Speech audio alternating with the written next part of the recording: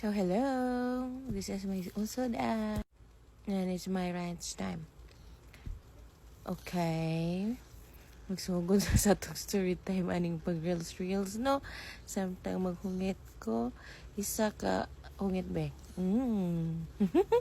Sarap yung yarn. Okay. Kapuya kay ani mag reels guys. Uy, maguna-huna pagka-content. Na yun, di pa kakabalo mag-edit.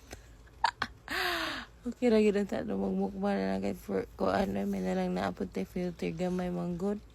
Maning kamot yun ta, og ko ano ni. Edit, laban lang yun ta ani. Sa mautod ako ay kog abis.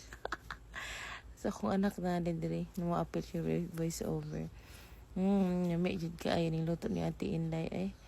Pila na ta kahong pero wala dito ay. Diet man unta ko. Pero next time na naman na may magkaingsudan na may luto ni Ate Inday. Labaw na yang nilatan ay. And untag tabangan ko ani atawon nga makamonetize sa daling dapita. Sakto ba kani akong decision sa life? Salamat lang kita kong turag taas ako i-voice over ani na you. Gegday. Habang lang yung taning transition to ani nga. Nga pang beginners luck day. So, mauna to eh. Hindi ka pa na ko ani voice over na ako. Bye! Una-una kong babay eh.